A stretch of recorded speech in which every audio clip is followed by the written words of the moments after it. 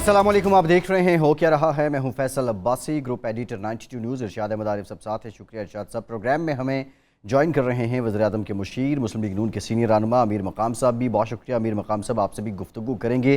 Chief election commissioner ने आज सहाफ़ियों से गैर रस्मी गुफ्तगू की है। इसमें उन्होंने कहा है कि इलेक्शन कमीशन के फ़ैसले से कोई नाराज़ होता है तो ये उसका अपना मसला है। 2017 की मरदमशुमारी के नताइज 2021 में दिए गए। दिसंबर 2022 तक अगर डिजिटल मरदमशुमारी करा दी जाती है तो नई हल्का बंदियाँ कराने के हम काबिल होंगे। हुकूमत ने फ़ैसला करना है कि वो इलेक्शन कब करवाए। सवाल ये है कि पाकिस्तान तहरीक इंसाफ जो इलेक्शन कमीशन पे पै दर पै तनकीद कर रही है, इस बॉडी से मुस्ताफ़ी होने का मुतालबा भी करती रहती है। अगर अभी इलेक्शन हो जाएँ तो क्या वो इन इलेक्शंस को, इनके नताइज को कबूल करेंगे? और दूसरी जानिब क्या हुकूमत जो अब मुश्किल फ़ैसले भी ले रही है वो जल्द इंतखाबात कराएगी या नहीं? बज़ाहिर लग रहा है कि हुकूमत ने अपनी आइनी जो मुद्दत है असम्बली की वो पूरी करनी है। इस पर कुछ मुफस्सल बात करेंगे। सुप्रीम कोर्ट से भी रुजू कर लिया है पाकिस्तान तहरीक इंसाफ ने। अब वो लॉन्ग मार्च 2 की तैयारी हो रही है और खान साहब पेशावर बैठे हुए हैं। इरशाद साहब, अब बहुत ज़्यादा बात हो रही है, इवन सोशल मीडिया पर भी ये पॉइंट रेज़ किया जा रहा है कि खान साहब बनी गाला से पेशावर शिफ्ट हो चुके हैं। और वो आप समझते हैं कि सियासी तौर पर ये एक हिफ्ज़ मा तक़द्दुम की उनकी पॉलिसी ठीक है, या लोग जो इसे खौफ से तशबीह दे रहे हैं, ये खौफ भी है कोई गिरफ्तारी का? देखिए, बात यह है कि खौफ हो भी तो ये जवाज़ नहीं बनता कि खान साहब पेशावर बैठ जाएं, क्योंकि वो मुसलसल अपने दौरे हुकूमत में भी और दौरान सियासत ये तहरीक इंसाफ के तमाम लीडर ये कहते हैं कि नवाज शरीफ साहब लंदन क्यों बैठे हुए हैं, और उनको मफरूर भगोड़ा पता नहीं क्या क्या लफ्ज़ इस्तेमाल किए जाते हैं। अब इस वक्त कारकुनों को वो तैयार कर रहे हैं जिहाद के लिए, तो उन्हें भी इस्लामाबाद में, सिर्फ इस्लामाबाद में नहीं बैठना चाहिए, लाहौर में, कराची में जाना चाहिए, अपने कारकुनों के पास जाना चाहिए, उनके हौसले बुलंद करने चाहिए, और उन्हें सिर्फ पेशावर में मोर्चा लगा के नहीं बैठना चाहिए। ये जो 20 से 25 के दौरान बैठने का तो एक जवाज़ था, एक मंतिक समझ आती थी कि चूँकि वहाँ से उन्होंने लीड करना है और वो उस वक्त तक गिरफ़्तारी देना मुनासिब ना होता ताकि लीडर लेस एहतजाज ना हो। लेकिन जब वो कॉल ऑफ हो गया लॉन्ग मार्च, तो अब उन्हें कम से कम निकलना चाहिए। हाँ, निकलना चाहिए, लोगों में जाना चाहिए, ख़ास तौर पर उन एरियाज़ में जहाँ उनके जो साथी ओहदेदार थे तहरीक इंसाफ के, उनकी परफॉर्मेंस बहुत पुअर रही है, वहाँ जाके कारकुनों से डायरेक्ट रब्ता करना चाहिए। लेकिन मेरा ख्याल है अमीर मुकाम साहब से हम पूछ लेते हैं कि जी, हमारे लीडर को आपने, इतनी बड़ी पार्टी 1 करोड़ 70 लाख वोट लेने वाली पार्टी के लीडर को आपने पेशावर में बिठा दिया है, आप क्यों नहीं चाहते कि वो बनी गाला से अपनी पार्टी को लीड करें? आप रोज़ धमकियां देते हैं आपके वज़ीर दाखिला के हम गिरफ़्तार कर लेंगे। दिल की बात ये है कि ये तो हमें भी नहीं थी कि इतनी बड़ी बड़ी बातें करना और इतनी हर एक उस जो अभी उसके डिमांड चल रहे हैं, किस तरह चल रहा है कि फौरन मुल्क को इमरान खान की जरूरत है और इंतखाबात करे और जल्द इमरान खान को वज़ीर आज़म बनाए, क्योंकि मुल्क इमरान के बगैर डूब रहा है। इतनी बड़ी बड़ी दावे बातें कर रहे हैं, और कोई इतना बुज़दिल हम सोच ही नहीं सकते थे कि वही गिरफ्तारी की डर से और एक ही FIR और उससे वही जाकर पेशावर में बैठ गया। मुझे आप अभी बात कर रहे हैं कि ये लोग तनकीद कर रहे हैं कि नवाज शरीफ साहब भी लंदन बैठा हुआ है। ये कल मुझसे PTI वालों ने भी सवाल किया कि यार अमीर मुकाम साहब, ये कौन सी बड़ी बात है, आपका लीडर लंदन में बैठा है तो अगर हमारा लीडर पेशावर में बैठ गया, तो मैंने कहा इसमें फ़र्क ये है कि मेरा लीडर तो इलाज के लिए गया है और सबने भेजे, और फिर वो अपने घर में बैठा है, अपने घर में नवाज शरीफ साहब खा रहा है, पी रहा है और अपने मेहमानों और सबका वही ख्याल कर रहा है। और ये तो अभी ठीक ठाक बंदा वही आकर और हमारे KP हाउस में बैठा है, हमारे वसाइल को इस्तेमाल कर रहा है। हर एक रात को कितने दुम्बे और एक आए जा रहे हैं पूरे सूबे से, मफरूर और इतने लोगों को ला रहे हैं।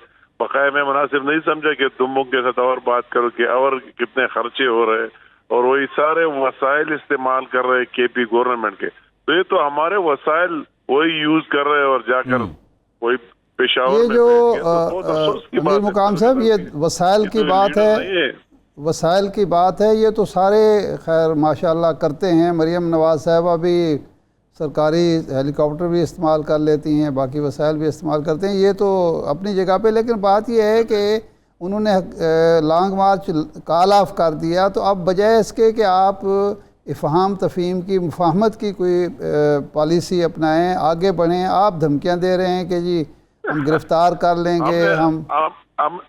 ہم نے تو افہام و تفہیم کی. اگر آپ کو یاد ہو، جب شہباز شریف صاحب اپوزیشن لیڈر بن گیا تو پہلے دن سے کہا کہ آؤ میثاق معیشت کرو. وہ دو سے بھاگ گیا اپوزیشن اور اس کے ساتھ بات کرنے کے لیے تیار ہی نہیں رہا.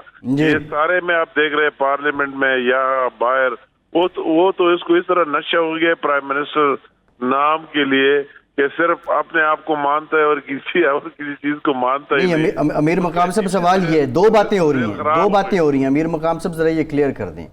کیا حکومت عمران خان کی گرفتاری کا اصولی فیصلہ کر چکی ہے؟ دوسرا، آپ کے کیمپ سے گورنر راج کی بات بھی ہو رہی ہے، کیا آپ لوگ گورنر راج لگانے پہ بھی غور کر رہے ہیں؟ مطلب وہ ملکی حالات کو دیکھ کر ابھی اس کی کے پی کے چیف منسٹر نے جو بیان دیا ہے کہ ہم جو سرکاری فورس ہے اس کو استعمال کریں گے، ایک صوبے کو مرکز پر چڑھائی کے لیے استعمال کریں گے، ان وسائل کو استعمال کریں گے. جب اس طرح باتیں سامنے آ جائے، ان کے عمران خان نے خود مان لیا کہ ہمارے لوگ مسلح تھے. ہم جب اسلام آباد جا رہے تھے تو ہمارے ساتھ مسلح لوگ تھے. ان کے کئی ایم پی ایز دوسرے لیڈروں نے پریس کانفرنسوں میں کہا کہ ہمارے ساتھ اپنا اسلحہ موجود تھا اور ہمیں یہ ڈر تھا اگر وہی کوئی فائر وغیرہ ہوتی ہے تو ہم بھی جوابی کریں گے. تو یہ کوئی لڑائی ہے ہماری آپس میں. جب لوگوں کی ابھی عمران خان سے یہ پوچھنا ہے اسی عمران والی ٹاپک پر بات کرنے میں کہتا ہوں ویسے وقت کا ضیاع ہے کہ وہ کس مقصد کے لیے آ رہا ہے، ایجنڈا کیا ہے، مقصد کیا ہے، وہ قوم کو کیا دینا چاہتے ہیں. وہ نال حکمرانی خواب میں کہ میں پھر پرائم منسٹر بن جاؤ اور 4 سال میں اس قوم کو کیا دیا ہے، ایجنڈا بتائے، کوئی بات بتائے. وہ امیر مقام صاحب یہ ٹھیک ہے، وقت ضائع نہیں کرتے عمران خان کو ڈسکس کر کے. آپ تحریک مسلم لیگ نون کا ہمیشہ یہ دعویٰ رہا کہ ہم نے اپنے دور میں لوڈ شیڈنگ ختم کی، اور بات درست بھی ہے، لیکن آپ اقتدار میں آئے اور لوڈ شیڈنگ جو نہیں ہو رہی تھی وہ بڑھ گئی، 8 گھنٹے 12 گھنٹے 16 گھنٹے تک چلی گئی. دوسرا آپ کا ایجنڈا تھا مہنگائی ختم کرنا، کہ عمران خان نے مہنگائی بڑھا دی ہے. آپ نے آ کے مزید بڑھا دی، بجلی کے ریٹ بڑھا دیے، پیٹرول کی قیمتیں بڑھ گئیں، اور بہت سارے چیزیں جو ہیں. آپ کے اچھے سوالات ہیں اور یہ پبلک انٹرسٹ کے سوالات ہیں کہ آپ عام آدمی کے سوالات ہیں. بالکل اس طرح سوال کرنے بھی چاہیے اور جواب بھی دینا چاہیے. سب سے پہلے آپ نے لوڈ شیڈنگ کی بات کی، تو میں خود ابھی کے پی میں پاور کو دیکھ رہا ہوں اور پہلے بھی پانی بجلی کا وزیر رہا ہوں 1-2 دفعہ. تو مجھے مطلب ہے کہ یہ اس بات سے تو نہ پی ٹی آئی والا انکار کرے گا نہ کوئی دوسرا. جس طرح آپ نے بات کی کہ نواز شریف کی دور میں 12,000 میگا واٹ بجلی سسٹم میں ایڈ ہوئی، تو یہ بات ہے 12,000 میگا واٹ ایڈ ہوئی، اور اسی ٹائم میں جو ہمارا ڈیمانڈ تھا اس سے زیادہ بجلی نیشنل گریڈ میں ڈالی گئی. اس کے ساتھ اگر آپ کمپیریزن کرتے تو کے پی میں اس کی حکومت کے 9 سال ہو گئے اور 18ویں ترمیم کے بعد صوبے کو مکمل اختیار ہے کہ جتنی بنا سکتے وہی بجلی بناؤ، اور عمران خان کے 4 سال ہو گئے. تو ان کو ملا کے انہوں نے دونوں گورنمنٹس میں 1 میگا واٹ بھی ایڈ نہیں کی. ڈفرنس تو یہ آ گیا کہ ایک طرف پی ملن نے 12,000 ایڈ کی 5 سال کی دور میں، دوسری طرف اس کو بھی وہی موقع مل گیا، اس نے کچھ ہی نہیں کیا. یہ بات رہ گئی.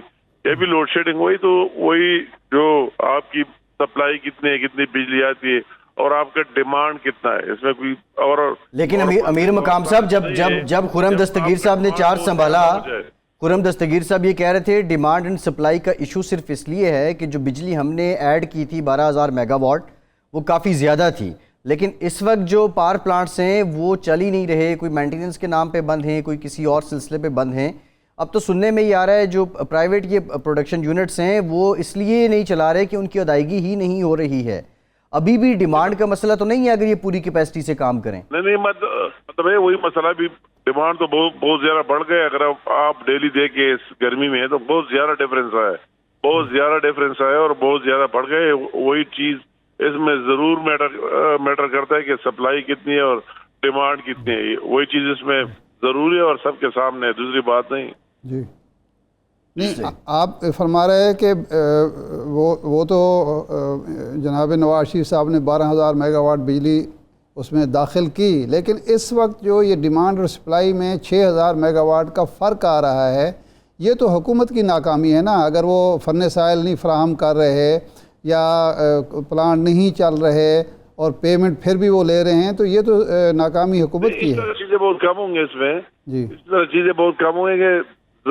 سب سے بڑی بات اس میں وہی ڈیمانڈ اور سپلائی کا ہے کہ ڈیمانڈ بہت زیادہ بڑھ گیا ہے اور سپلائی کم ہے، تو یہی چیز ہے کہ ڈیمانڈ بہت ہمارے توقعات سے زیادہ بڑھ گیا ہے ان گرمی میں، اس میں تو یہ مین ریزن ہے۔ جی ٹھیک، بہت شکریہ امیر مقام صاحب، وزیر اعظم کے مشیر ہمارے ساتھ۔ ایک بریک کے بعد دوبارہ حاضر ہوتے ہیں۔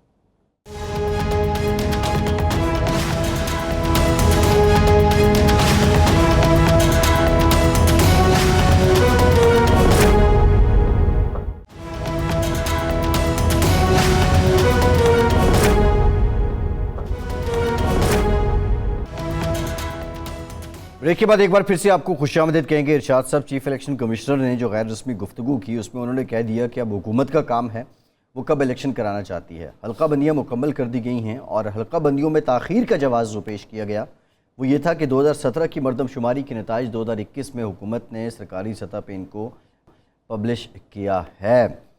اب انتخابات اگر ہو جاتے ہیں تو کیا حکومت قبل از وقت انتخابات کروائے گی؟ اور دوسرا، اگر ہو جاتے ہیں تو پاکستان تحریک انصاف جو بہت زیادہ تنقید کرتی ہے الیکشن کمیشن پہ، اس باڈی کو ایکسیپٹ نہیں کرتی، کیا وہ ان کو قبول بھی کرے گی، تسلیم بھی کرے گی؟ اچھا، یہ تو بعد کا مسئلہ ہے۔ اس وقت جو انتخابی فہرستیں آویزاں کی گئی ہیں کہ جی آپ اس پہ، کوئی عجیب و غریب صورتحال ہے۔ ایک آدمی رہنے والا ہے شادرے کا اور ووٹ اس کا علامہ اقبال ٹاؤن میں شو ہو رہا ہے۔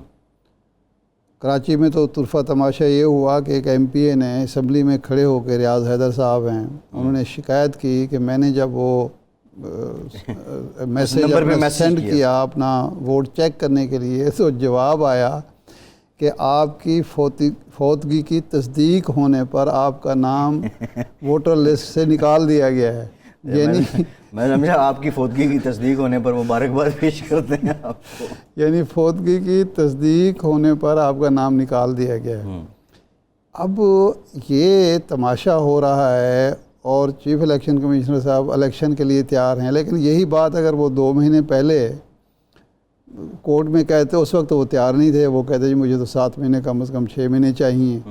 حالانکہ الیکشن کمیشن کا فرض یہ بنتا ہے، یہ ڈیوٹی ہے، وہ ڈیوٹی باؤنڈ ہے کہ وہ ہر وقت الیکشن کے لیے تیار ہو، اور وہ اس لیے ضروری ہے، وہ اس لیے ضروری ہے کہ آئین میں ایک شک ہے، آرٹیکل ہے کہ جو وزیر اعظم کو یہ اختیار، اس کا ثوابدیدی اختیار ہے کہ کسی وقت بھی اسمبلی کو توڑ سکتا ہے، اور 90 دن میں الیکشن کرانے ہیں۔ اچھا، اسمبلی کی میعاد پوری ہونے پر 60 دن ہے، اور وزیر اعظم توڑے تو 90 دن کیوں رکھے گئے تھے؟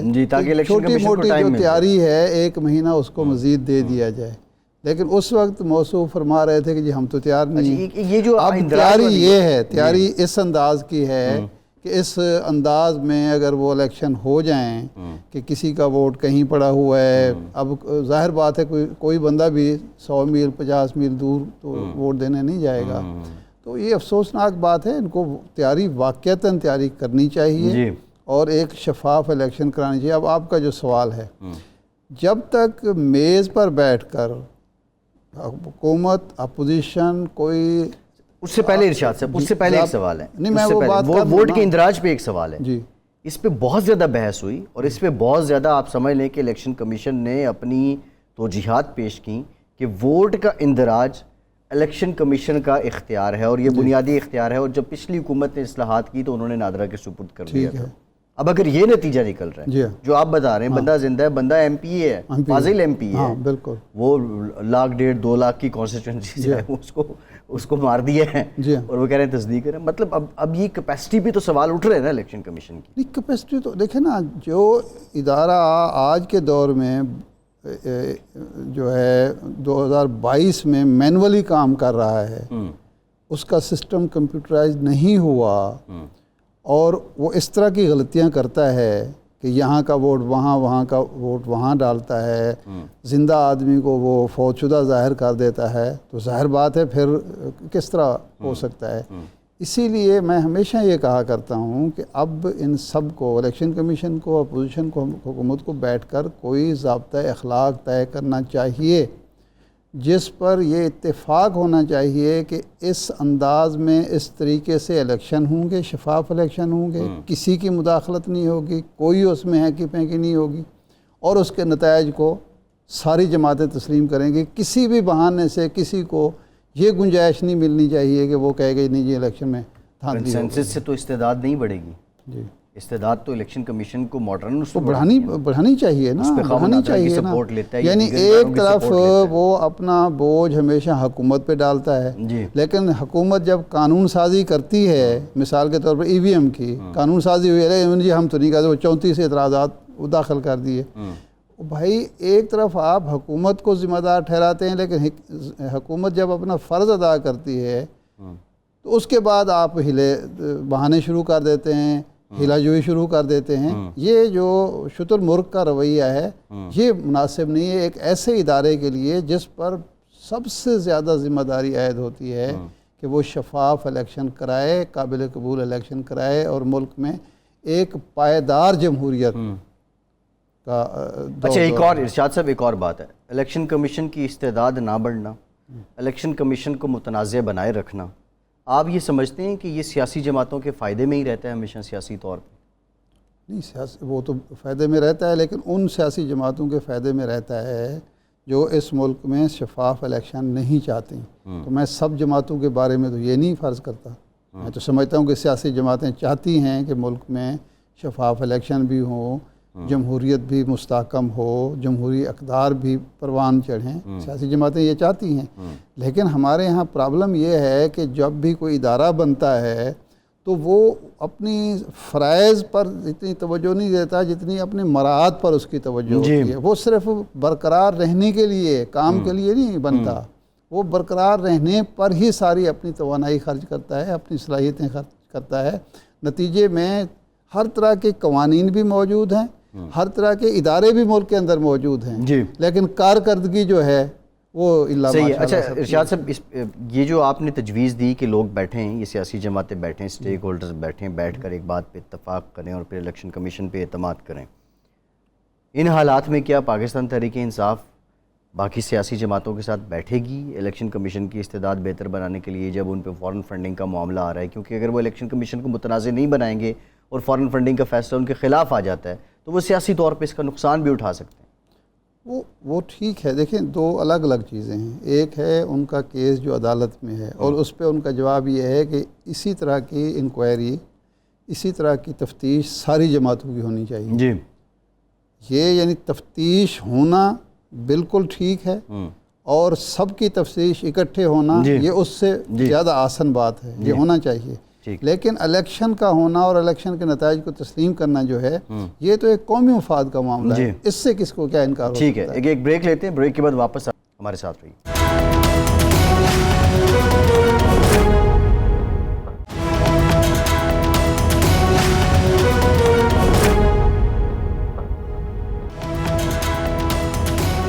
بریک کے بعد ایک بار پھر سے آپ کو خوش آمدید کہیں گے۔ ہمیں جوائن کیا ہے سابق اسپیکر قومی اسمبلی پاکستان تحریک انصاف کے سینئر رہنما اسد قیصر صاحب نے۔ بہت شکریہ اسد صاحب آپ کے وقت کا۔ اسد صاحب 26 مئی کو آپ 20 لاکھ لوگ تو نہیں لا سکے، لیکن آپ کے ساتھ لوگ اتنے بھی کم نہیں تھے کہ آپ اسلام آباد میں بیٹھ کے دھرنا نہ دے سکیں۔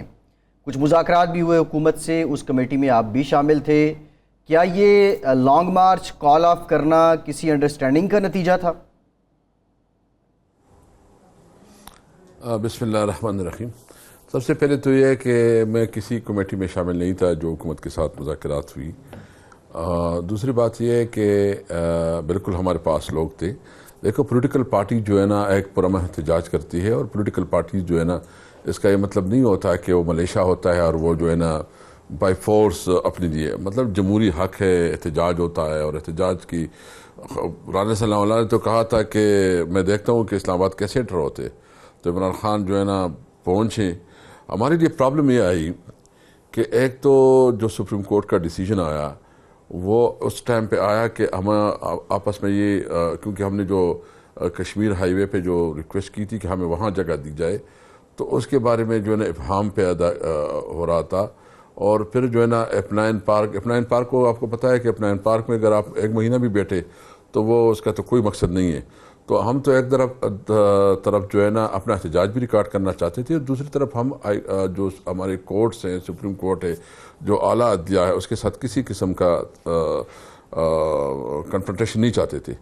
تو اس لیے یہ ڈیسیجن ہوا ہے کہ تاکہ ہمیں موقع ملے، ہم سمجھ لیں. اور ابھی جو سپریم کورٹ میں فیصلہ ہوا ہے کہ ہم سپریم کورٹ میں جائیں گے اور پوچھیں گے کہ کیا یہ ہمارا جمہوری اور قانونی اور کنسٹیٹیوشنل رائٹ ہے کہ نہیں ہے.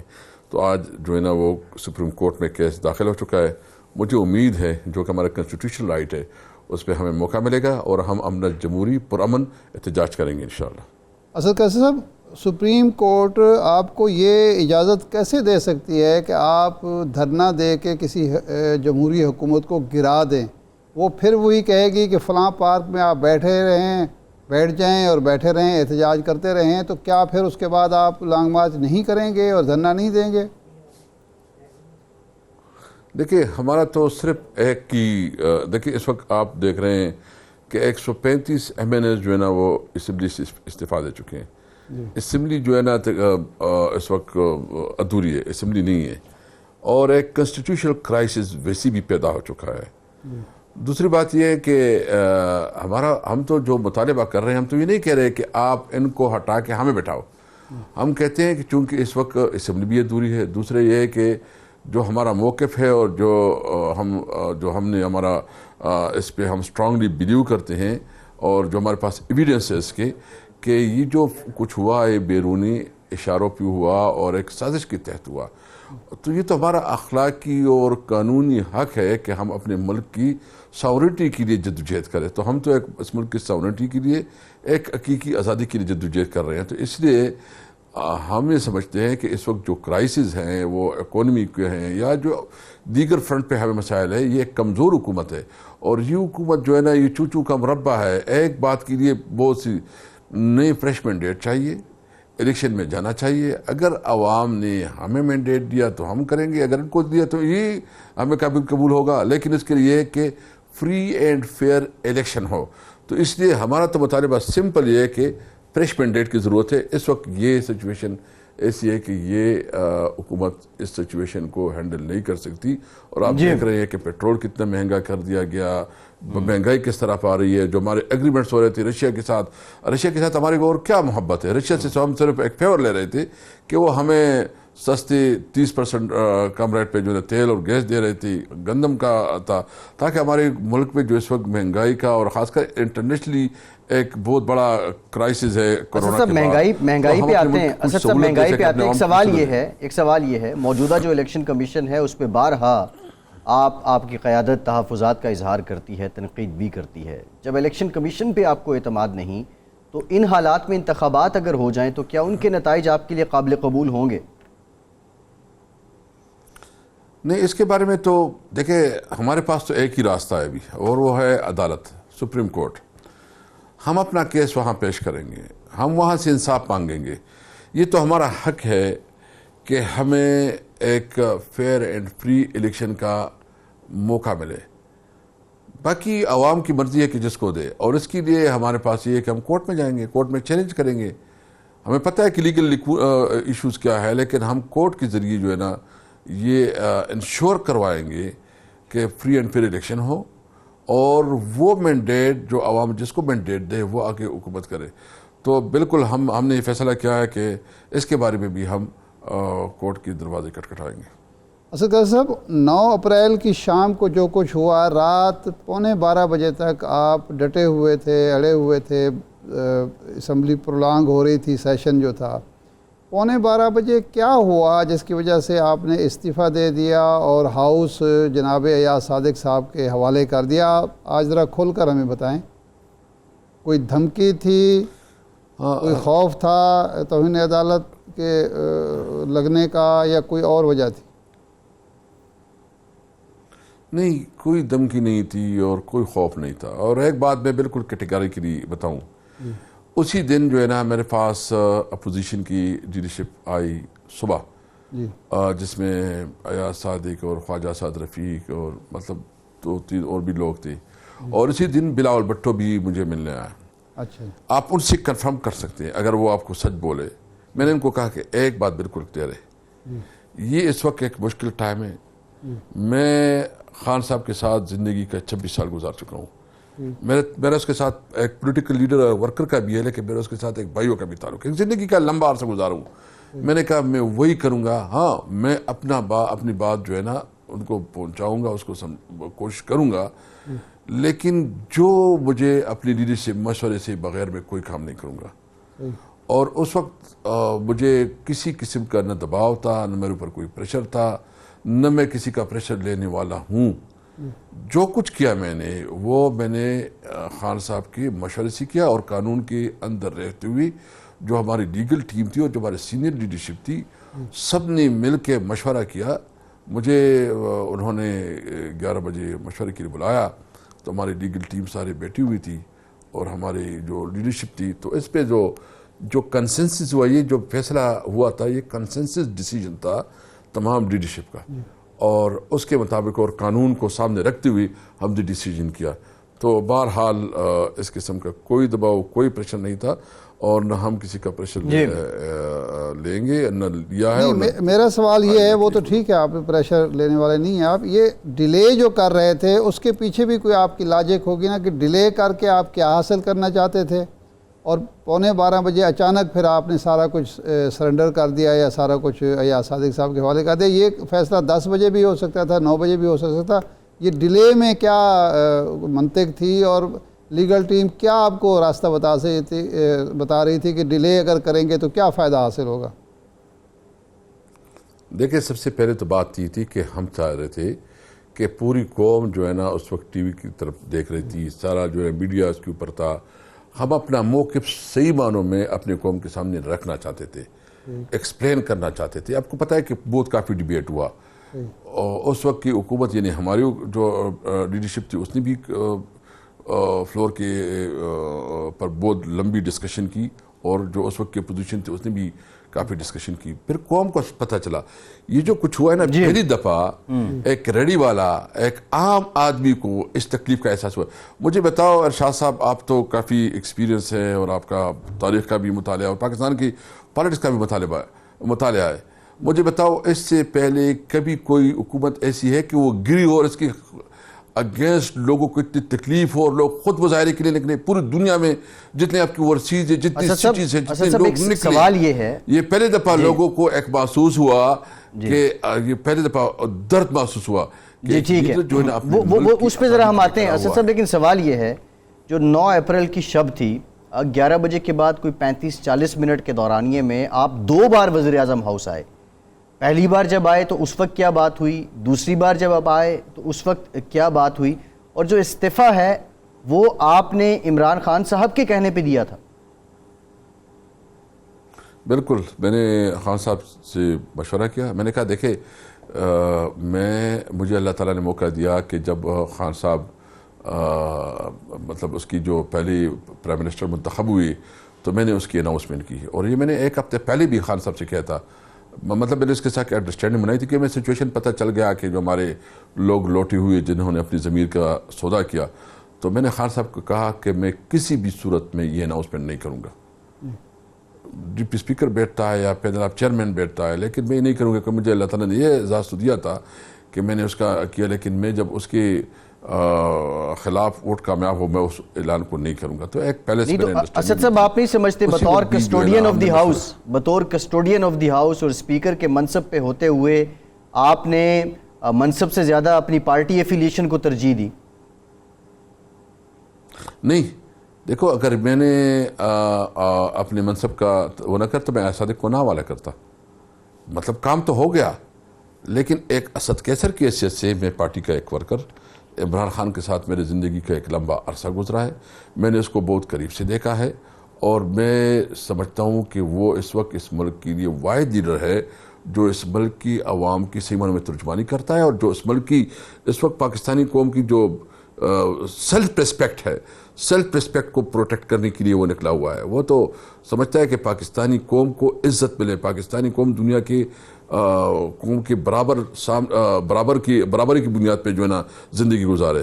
تو وہ اس کی وجہ سے میں اس پہ کنونس ہوں. پھر دوسرا یہ کہ میں نے تو خود پڑھا، مراسلہ میں نے خود پڑھا، مجھے پہنچایا گیا. آپ کو پتہ ہے کہ کیبنٹ نے مجھے پہنچایا.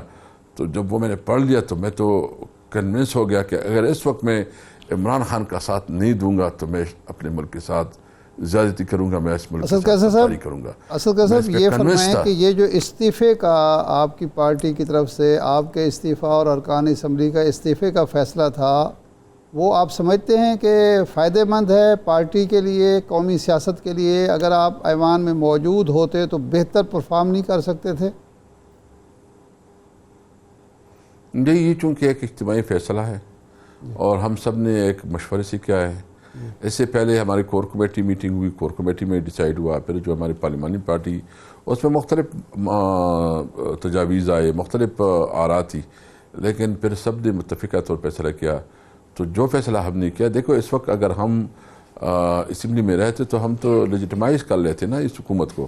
ہم تو اس حکومت کو مانتے نہیں ہیں، ہم تو سمجھتے ہیں کہ یہ امپورٹڈ حکومت ہے اور ایک ناجائز طریقے سے آئے ہوئے، بیرونی سازش کی بنیاد پہ آئی ہوئی ہے. تو اس حکومت کو تو ہم کسی بھی صورت میں نہیں مانتے. اور ابھی نیا جو آپ کو دیکھ رہے ہیں کہ اسرائیل کے ساتھ جو کچھ ہو رہا ہے، تو یہ ایک کمزور حکومت کی پھر یہی چیزیں ہوتی ہیں کہ وہ معمولی دباؤ پہ جو ہے نا ہر ایک کے سامنے جھک جاتے ہیں. ہم صرف یہ سمجھتے ہیں کہ اس وقت جو کچھ عمران خان کر رہا ہے وہ اس ملک کی آزادی کے لیے جنگ لڑ رہا ہے. تو یہ استعفے جب آپ لوگوں نے ڈیسائیڈ کر لیا تو ارکان اسمبلی سے استعفے ہاتھ سے کیوں نہیں لکھوائے گئے، جبکہ پارلیمانی جو آپ کی آئینی اور پارلیمانی قانونی ضرورت ہے وہ یہ ہے کہ ہر رکن اسمبلی ہاتھ سے استعفیٰ لے کے دے؟ یہ ٹائپ شدہ استعفے پر دستخط کرا دیے کہ کل کو لوگ مکر جائیں کہ ہم نے استعفیٰ دیا ہی نہیں ہے. نہیں، وہ تو شاہ صاحب نے دیکھا کہ شاہود قریشی صاحب نے پبلکلی کہا اسمبلی کی فلور پہ، اور پھر سارے اس نے کہا کہ سارے اٹھ کھڑے ہوں، سب اٹھ کھڑے ہو گئے. تو اس کے علاوہ کیا ہو سکتا ہے؟ مطلب دیکھیں ہم نے تو ریزائن دی ہوئی ہے اور پھر اس کی مزید وضاحت کی ضرورت نہیں ہے. اور ہم اس حکومت کو، اور یہ میں سمجھتا ہوں کہ اسد صاحب استعفوں کے معاملے پہ کیا کوئی ایک شخص پوری پارلیمانی پارٹی یا سارے ممبران کی نمائندگی کر سکتا ہے؟ اس میں تو ہم نے 2014 میں دیکھا ہاشمی صاحب کھڑے ہو گئے، جاوید ہاشمی صاحب، اور اس وقت انہوں نے استعفیٰ دیا، وہ ان کا استعفیٰ قبول ہوا، پھر آپ سب لوگ باقی واپس آ گئے. تو بطور اسپیکر آپ سمجھتے ہیں کہ ایک شخص سب لوگوں کے استعفوں کے بہاف پہ کنونس کر سکتا ہے جب اس استعفے ہاتھ سے بھی نہ لکھے ہوں؟ نہیں، وہ آپ اگر وہ ویڈیو دیکھیں تو آپ کو اندازہ ہو جائے گا کہ شاہ محمود قریشی صاحب نے کہا کہ ہم نے استعفیٰ دیا ہے اور ہم سب ویریفائی کرتے ہیں. اس نے کہا سارے کھڑے ہو جائے اپنی سیٹوں پہ جو استعفیٰ. تو وہ تو اجتماعی طور پر سب کھڑے ہو گئے، تو اس نے تو ایک قسم کی ریزولوشن تھی، تو اس میں تو کوئی ابہام ہی نہیں رہا. ابھی چاہیے کہ سارے ڈیزائن جو ہے نا یہ قبول کر لے اور ری الیکشن کرنا چاہتے جو کرنا چاہتے پتہ چل جائے گا. کیونکہ الیکشن کمیشن ایک طرف کہتا ہے کہ ہمارے پاس ہمیں ٹائم چاہیے، اور پھر اگر وہ 135 سیٹوں پہ الیکشن کرتے ہیں تو پتہ چل جائے گا کیا کیسے کرتے ہیں. یہ بیسیکلی ٹوٹل ٹوپی ڈرامہ ہے. اس ملک کے ساتھ بہت زیادتی ہو رہی ہے. یہ اس ملک کی جمہوریت کو جو ہے نا ختم کرنے کے لیے، اور اس جمہوریت کے ساتھ مذاق ہے کہ اس قسم کے رویہ رکھا جاتا ہے. بھائی ہم کیا چاہتے ہیں؟ ہمارا مطالبہ تو صرف ہے فوری الیکشن، فریش مینڈیٹ. یہ کرائسس نہیں چل سکتی. یہ کرائسس جو ہے نا چلے گا تو یہ ملک کے بہتری میں نہیں ہوگا. دیکھو اس وقت آپ مہنگائی دیکھیں، مطلب کتنی زیادہ تیزی سے جا رہی ہے. اور یہ ہمیں مہنگائی مکاؤ مارچ کس نے کیا؟ انہوں نے مہنگائی مکاؤ مارچ کیا، ہمارے خلاف کمپین چلا ہے. ابھی کتنا 30 روپے کیا اور مزید بھی بڑھانا ہے، بجلی بھی بڑھانی ہے. آپ دیکھیں گھی کی قیمتیں کتنی بڑھی ہیں، آپ دیکھیں آٹا کی قیمتیں کتنی بڑھی ہیں. جو چیزیں ہیں، میں پوچھنا چاہتا ہوں مریم نواز سے جو اتنی بڑی وہ کر رہی تھی، کدھر ہے اس کی؟ ابھی تو وہ اور خاص کر پیپل پارٹی اور مسلم لیگ جو ایک دوسرے کو جو ہے نا اس کے ساتھ ایک دوسرے کے ساتھ بیٹھنا نہیں پسند کرتے تھے. عمران خان کے بغض میں وہ سارے ایک ساتھ بیٹھ گئے ہیں. تو یہ ان سے سنبھالا نہیں جاتا. اگرچہ ہمارا موقف یہ ان کو جتنا بھی ٹائم ملے گا یہ اور بھی گندے ہوں گے، لیکن ہمارا ایک جمہوری حق ہے. ہم عوام کے پاس جائیں گے اور عوام کے سامنے. جی اسد قیصر صاحب، یہ آپ نے خان صاحب کو پشاور میں بٹھا لیا، اب آپ کے مخالفین کہہ رہے ہیں کہ جی خان صاحب ڈر گئے، خوفزدہ ہیں، بنی گالہ نہیں آ رہے. اس وقت آپ کے کارکن کی یہ خواہش ہے کہ خان صاحب وہاں نکلیں، جنوبی پنجاب جائیں، سندھ جائیں، کوئٹہ جائیں، पंजाब के मुख्तलिफ़ इलाकों में जाएँ, कारकुन का हौसला बढ़ाएँ, वो वहाँ मैसूर हो के बैठ गए हैं।